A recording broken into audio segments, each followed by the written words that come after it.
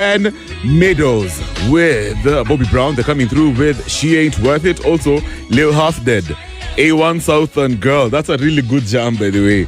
Okay, so right now, by the way, I'm live on Facebook as well as on YouTube, and we're cruising the internet. And the first story is about how this headline is saying Sifuna-led Linda Mwananchi collects 2.2 million Kenya shillings in about 36 hours. Yeah, so details are like this. The Linda Mwananchi movement has raised 2.2 million in just 36 hours through small public donations after Edwin Sifuna launched a grassroots fundraising campaign. I've got a question for you, by the way, guys.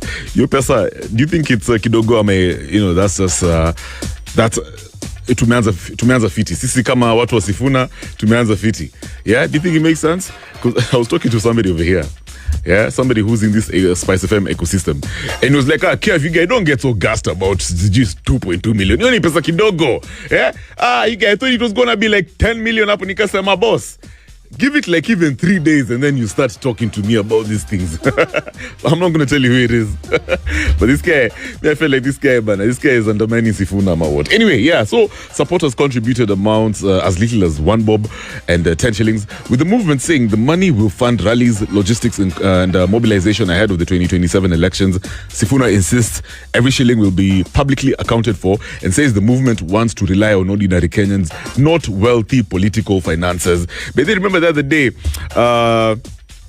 Francis Atwoli made a joke. Alikuwa anasema, Sifuna should reach out to him because he's the only Luya leader who can give Sifuna 1 billion shillings, allegedly. Yeah. So now, I'm not mad, but I'm not mad at Linda Mwananchi for this. Listen, if political movements have to be funded by Kenyans, ordinary Kenyans, you and I, atakama it's 1 bob, 5 bob, nini, yeah, so that they can keep it moving, so that they can maintain the momentum, as opposed to relying on billionaires. Me, I think that's what you call healthy democracy. That is what it's about. Let the people be at the forefront of a conversation like this one. Yeah? So that if we give you money, if we fund your campaign, yeah, then we're going to have to hold you into account. And then now the only thing we need from you, yeah, is transparency. Just break it down for us exactly how you're using that money. Yeah. The test over here is not about whether Sifuna can raise money. Pesa imekuanga raise. This is not the first time a politician has given out their pay bill number.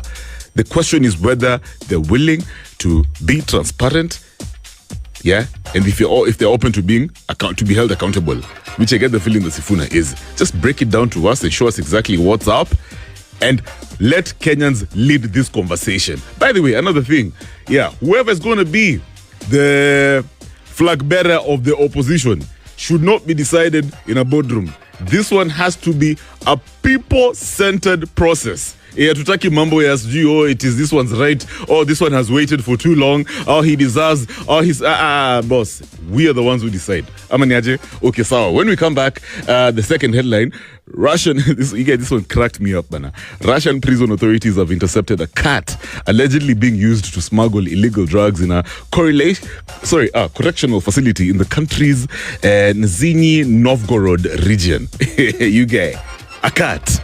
Hey, and yeah, there's levels. We'll get into that one. 27 minutes after 7.